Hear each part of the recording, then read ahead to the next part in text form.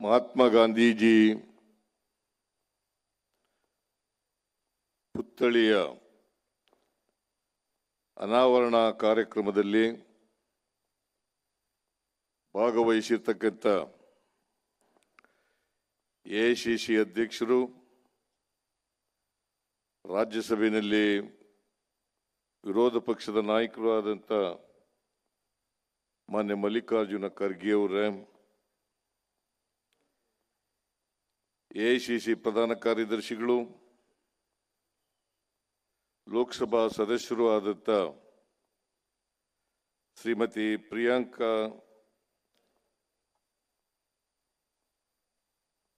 ವಾದ್ರಾ ಅವರೇ,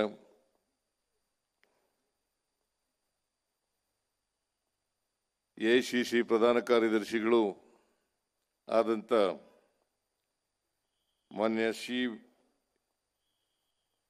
ಕೆ.ಸಿ. ವೇಣುಗೋಪಾಲ್ ಅವರ, ಪ್ರಧಾನ ಕಾರ್ಯದರ್ಶಿಗಳಾದಂಥ ಶ್ರೀ ರಣದೀಪ್ ಸಿಂಗ್ ಸುರ್ಜೇವಾಲಾ ಅವರ, ವಿಧಾನಸಭೆಯ ಸಭಾಧ್ಯಕ್ಷರಾದಂಥ ಶ್ರೀ ಯು.ಟಿ. ಖಾದರ್ ಅವರ, ವಿಧಾನ ಪರಿಷತ್ತಿನ ಸಭಾಪತಿಗಳಾದಂಥ ಶ್ರೀ ಬಸವರಾಜ್ ಹೊರಟ್ಟಿ ಅವರ, ಕೆಪಿಸಿಸಿ ಅಧ್ಯಕ್ಷರು, ರಾಜ್ಯದ ಉಪಮುಖ್ಯಮಂತ್ರಿಗಳು ಆದಂಥ ಡಿ.ಕೆ. ಶಿವಕುಮಾರ್ ಅವರ, ವಿಧಾನಸಭೆಯ ಉಪಾಧ್ಯಕ್ಷರಾದಂಥ ಶ್ರೀ ರುದ್ರಪ್ಪ ಲಮಾಣಿ ಅವರ, ನನ್ನ ಸಹೋದ್ಯೋಗಿ ಸಚಿವರುಗಳಾದಂಥ ಡಾಕ್ಟರ್ ಜಿ. ಪರಮೇಶ್ವರ್ ಅವರ, ಎಚ್.ಕೆ. ಪಾಟೀಲ್ ಅವರ, ಸತೀಶ್ ಜಾರಕಿಹೊಳಿ ಅವರ, ಈ ಸಮಾರಂಭದಲ್ಲಿ ಭಾಗವಹಿಸಿರ್ತಕ್ಕಂಥ ಬೇರೆ ರಾಜ್ಯಗಳಿಂದ ಬಂದಿರತಕ್ಕಂಥ ಎಲ್ಲ ಮಾನ್ಯ ಸಚಿವರುಗಳೇ, ಮಾಜಿ ಸಚಿವರುಗಳೇ, ಸಂಸತ್ ಸದಸ್ಯರೇ, ಎಲ್ಲ ಶಾಸಕ ಮಿತ್ರರೇ, ಮಾಜಿ ಶಾಸಕರುಗಳೇ, ಮಾಜಿ ಸಂಸತ್ ಸದಸ್ಯರೇ, ನನ್ನ ಎಲ್ಲ ಸಹೋದ್ಯೋಗಿ ಮಿತ್ರರೇ, ಮಾಧ್ಯಮದ ಸ್ನೇಹಿತರೇ ಹಾಗೂ ಇತರ ಎಲ್ಲ ಸ್ನೇಹಿತರೆ, ನಾನು ಈ ಸಮಾರಂಭದ ಅಧ್ಯಕ್ಷನಾಗಿರೋದ್ರಿಂದ ಒಂದೆರಡು ಮಾತುಗಳನ್ನು ಆಡಲಿಕ್ಕೆ ಬಯಸ್ತಾ ಇದ್ದೇನೆ. ನೀವೆಲ್ಲರೂ ಕೂಡ ಬಿಸಿಲಿನಲ್ಲಿ ಕೂತಿದ್ದೀರಿ, ಉರಿ ಬಿಸಿಲು. ಹಾಗಾಗಿ ನಾನು ಹೆಚ್ಚು ಮಾತನಾಡಲಿಕ್ಕೆ ಹೋಗಲ್ಲ. ವಿಧಾನಸಭೆಯ ಸಭಾಧ್ಯಕ್ಷರಾದಂಥ ಯು.ಟಿ. ಖಾದರ್ ಅವರು ಅನೇಕ ವಿಚಾರಗಳನ್ನು ಅವರ ಭಾಷಣದಲ್ಲಿ ಪ್ರಸ್ತಾಪ ಮಾಡಿದ್ದಾರೆ. ಹಾಗೆಯೇ ಮಹಾತ್ಮ ಗಾಂಧೀಜಿಯವರ ಪುತ್ಥಳಿಯನ್ನು ಅನಾವರಣ ಮಾಡಿದಂಥ, ಅದನ್ನು ಉದ್ಘಾಟನೆ ಮಾಡಿದಂಥ ಮಾನ್ಯ ಮಲ್ಲಿಕಾರ್ಜುನ ಖರ್ಗೆ ಅವರು ಕೂಡ ಕೆಲವು ವಿಚಾರಗಳನ್ನು ನಿಮ್ಮ ಮುಂದೆ ಪ್ರಸ್ತಾಪ ಮಾಡಿದ್ದಾರೆ. ಹಾಗಾಗಿ ಇವತ್ತು ಒಂದು ಸಾರ್ವಜನಿಕ ಸಭೆಯೂ ಕೂಡ ಇದೆ. ಜೈ ಬಾಪು, ಜೈ ಭೀಮ್ ಮತ್ತು ಜೈ ಸಂವಿಧಾನ,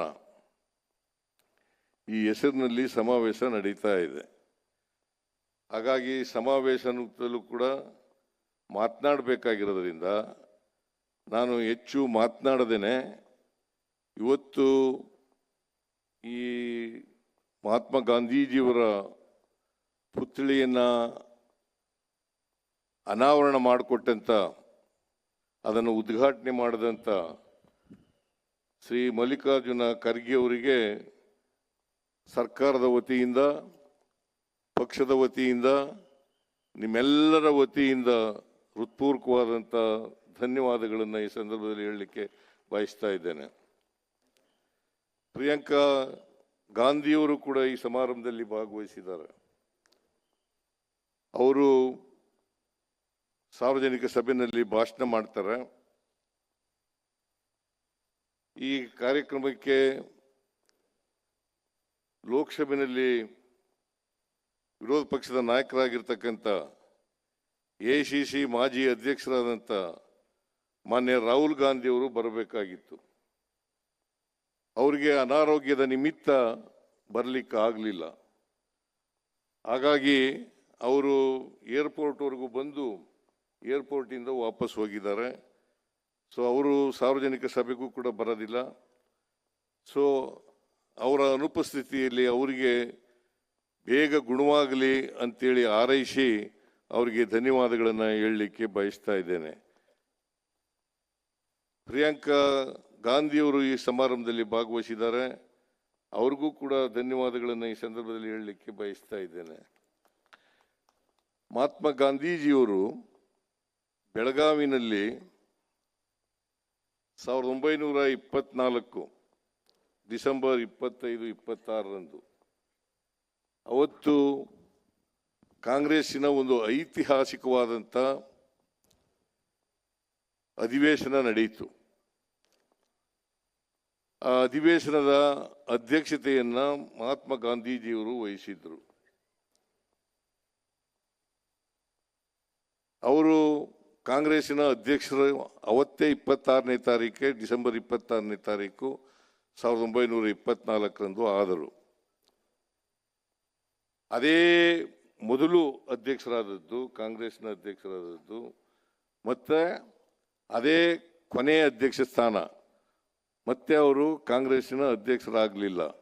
ಮತ್ತೆ ಕರ್ನಾಟಕದ ಭೂಮಿನಲ್ಲಿ ಮೊದಲನೇ ಅಧ್ಯಕ್ಷರಾಗಿ ಅಧಿವೇಶನ ನಡೆದದ್ದು ಬೆಳಗಾವಿನಲ್ಲಿ ಅಂತಕ್ಕಂಥದ್ದನ್ನು ನಾವೆಲ್ಲರೂ ಕೂಡ ಮರೀಲಿಕ್ಕೆ ಸಾಧ್ಯ ಇಲ್ಲ.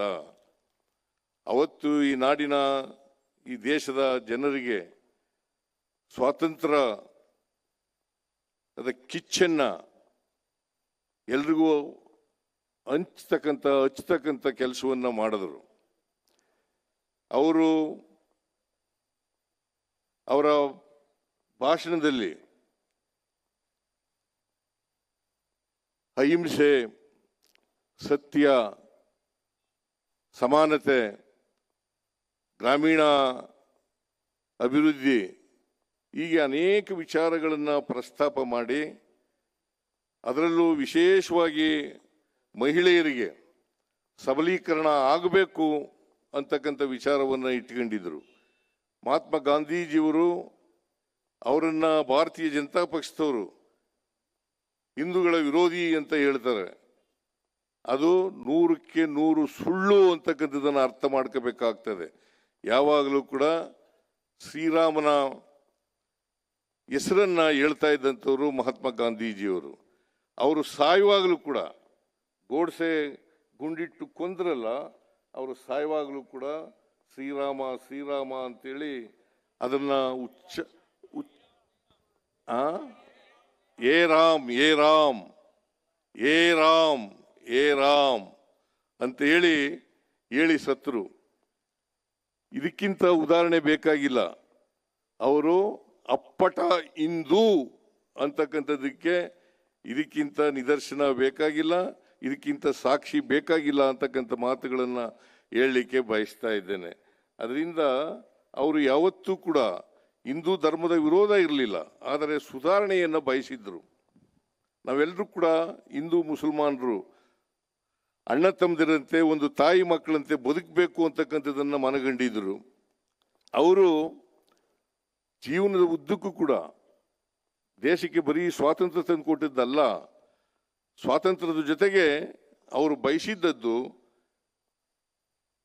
ಪ್ರತಿ ಸರ್ಕಾರ ಹೇಗಿರಬೇಕು, ಸರ್ಕಾರದಲ್ಲಿರ್ತಕ್ಕಂಥ ಮಂತ್ರಿಗಳು ಯಾವ ರೀತಿ ಇರಬೇಕು, ಮುಂದೆ ಈ ದೇಶ ಏನಾಗಬೇಕು ಅಂತಕ್ಕಂಥ ವಿಚಾರವನ್ನ ಜನತೆಗೆ ತಿಳಿಸ್ತಕ್ಕಂಥ ಪ್ರಯತ್ನವನ್ನು ಮಾಡಿದರು. ಆದರೆ ಭಾರತೀಯ ಜನತಾ ಪಕ್ಷದವರು ಗೂಡ್ಸೆ ಒಬ್ಬ ಮತಾಂಧ ಅವರನ್ನ ಗುಂಡಿಕ್ಕಿ ಕೊಂದರು ಅಂತಕ್ಕಂಥದ್ದನ್ನ ಇವತ್ತು ನಾವು ಮರೀಲಿಕ್ಕೆ ಸಾಧ್ಯ ಇಲ್ಲ. ಅದರಿಂದ ನಾವೆಲ್ಲರೂ ಕೂಡ ಮಹಾತ್ಮ ಗಾಂಧೀಜಿಯ ಹಿಂದುತ್ವದಲ್ಲಿ ನಂಬಿಕೆ ಇಟ್ಕೊಂಡಿರ್ತಕ್ಕಂಥವ್ರು. ಅವರು ಸಮಾಜದಲ್ಲಿ ಒಡಕನ್ನು ಉಂಟು ಮಾಡತಕ್ಕಂಥ, ಜಾತಿಗಳ ನಡುವೆ ಸಂಘರ್ಷವನ್ನು ಉಂಟು ಮಾಡತಕ್ಕಂಥ ಕೆಲಸವನ್ನು ಮಾಡ್ತಕ್ಕಂಥವ್ರು ಭಾರತೀಯ ಜನತಾ ಪಕ್ಷದವರು. ಅವರು ಮನುವಾದಿಗಳು ಅಂತಕ್ಕಂಥದ್ದನ್ನ ನಾವು ಈ ಸಂದರ್ಭದಲ್ಲಿ ಹೇಳಲಿಕ್ಕೆ ಬಯಸ್ತಾ ಇದ್ದೇನೆ. ನಮ್ಮ ದೇಶದ ಇತಿಹಾಸವನ್ನು ನಾವು ನೋಡಿದಾಗ ಅನೇಕ ಜನ ಸಾಧು ಸಂತರುಗಳು, ಸಮಾಜ ಸುಧಾರಕರುಗಳು, ದಾರ್ಶನಿಕರು ಅವರೆಲ್ಲರೂ ಕೂಡ ನಮ್ಮ ಜಾತಿ ವ್ಯವಸ್ಥೆಯನ್ನ ಖಂಡಿಸಿ ಅದರ ಬದಲಾವಣೆಗೋಸ್ಕರ ಪ್ರಯತ್ನವನ್ನು ಮಾಡಿರ್ತಕ್ಕಂಥದ್ದು. ಬಸವಾದಿ ಶರಣರಿಂದ ಹಿಡಿದು ಇನ್ನು ಅನೇಕ ಜನರು ಕೂಡ ಅದನ್ನು ಮಾಡಿರ್ತಕ್ಕಂಥದ್ದು. ಅದನ್ನೇ ಬಾಬಾ ಸಾಹೇಬ್ ಅಂಬೇಡ್ಕರ್ ಅವರು ಸಂವಿಧಾನದಲ್ಲೂ ಕೂಡ ಅಳವಡಿಸಿ ಆ ಸಂವಿಧಾನವನ್ನು ನಾವು ಇವತ್ತು ಕೂಡ ಎಲ್ಲ ಅವರು ಹೇಳಿದಂಥ ಎಲ್ಲ ಅನೇಕ ವಿಚಾರಗಳನ್ನು ನಾವು ನೋಡಲಿಕ್ಕೆ ಸಾಧ್ಯ ಆಗ್ತದೆ. ನಾವು ಕಾಂಗ್ರೆಸ್ನವರು ಸಂವಿಧಾನದ ಪರವಾಗಿರ್ತಕ್ಕಂಥವ್ರು, ಭಾರತೀಯ ಜನತಾ ಪಕ್ಷದವರು ಕಾಂಗ್ರೆಸ್ಗೆ ವಿರುದ್ಧವಾಗಿರ್ತಕ್ಕಂಥವ್ರು. ಅದಕ್ಕೋಸ್ಕರವಾಗಿ ನಾವೆಲ್ಲರೂ ಕೂಡ ಸಂವಿಧಾನವನ್ನು ರಕ್ಷಣೆ ಮಾಡಬೇಕು, ಪ್ರಜಾಪ್ರಭುತ್ವವನ್ನು ಉಳಿಸಬೇಕು. ಸಂವಿಧಾನ ರಕ್ಷಣೆ ಮಾಡಿದ್ರೆ, ನಾವು ರಕ್ಷಣೆ ಮಾಡಿದ್ರೆ ನಮ್ಮನ್ನು ಅದು ರಕ್ಷಣೆ ಮಾಡ್ತದೆ ಅಂತಕ್ಕಂಥ ಮಾತುಗಳನ್ನು ಈ ಸಂದರ್ಭದಲ್ಲಿ ಹೇಳಲಿಕ್ಕೆ ಬಯಸ್ತಾ ಇದ್ದೇನೆ. ಭಾರತೀಯ ಜನತಾ ಪಕ್ಷದವರು ಸಂವಿಧಾನವನ್ನು ದುರ್ಬಲಗೊಳಿಸಲಿಕ್ಕೆ ಅನೇಕ ವರ್ಷಗಳಿಂದ ಪ್ರಯತ್ನವನ್ನು ಮಾಡ್ತಾ ಇದ್ದಾರೆ. ಅದಕ್ಕೆ ನಾವು ಯಾವತ್ತೂ ಕೂಡ ಆಸ್ಪದವನ್ನು ಕೊಡಬಾರದು ಅಂತಕ್ಕಂಥದ್ದು ನನ್ನ ಭಾವನೆ. ಅದಕ್ಕೆ ಇವತ್ತು ವಿಧಾನಸೌಧದ ಎದುರುಗಡೆ ಮಹಾತ್ಮ ಗಾಂಧೀಜಿಯವರ ಪುತ್ಥಳಿಯನ್ನು ನಾವು ಅನಾವರಣ ಮಾಡಿದ್ದೀವಿ. ಈ ಅನಾವರಣೆಯ ಉದ್ದೇಶ ಇದು ಮುಂದಿನ ಪೀಳಿಗೆಗೆ ಗಾಂಧಿ ತತ್ವಗಳು, ಆದರ್ಶಗಳು ಅದು ಆಗಬೇಕು, ಅವ್ರಿಗೆ ಗೊತ್ತಾಗಬೇಕು, ಅದನ್ನು ಮುಂದುವರಿಸ್ತಕ್ಕಂಥ ಕೆಲಸವನ್ನು ಮಾಡಬೇಕು. ಇದು ನಮ್ಮೆಲ್ಲರಿಗೂ ಕೂಡ ಆತ್ಮಾವಲೋಕನ ಮಾಡ್ಕೊಳ್ತಕ್ಕಂಥ ಒಂದು ಪ್ರತಿಮೆ ಅಂತಕ್ಕಂಥ ಮಾತುಗಳನ್ನು ಈ ಸಂದರ್ಭದಲ್ಲಿ ಹೇಳಿ ನಾನು ಹೆಚ್ಚು ಮಾತನಾಡಕ್ಕೆ ಹೋಗ್ದೇನೆ. ಇವತ್ತು ನೀವೆಲ್ಲರೂ ಕೂಡ ಈ ಅನಾವರಣ ಕಾರ್ಯಕ್ರಮದಲ್ಲಿ ಭಾಗವಹಿಸಿದ್ದೀರಿ. ನೀವೆಲ್ಲರಿಗೂ ಧನ್ಯವಾದಗಳನ್ನು ಹೇಳಿ ನನ್ನ ಮಾತನ್ನು ಮುಗಿಸ್ತೇನೆ. ಜೈ ಹಿಂದ್, ಜೈ ಕರ್ನಾಟಕ.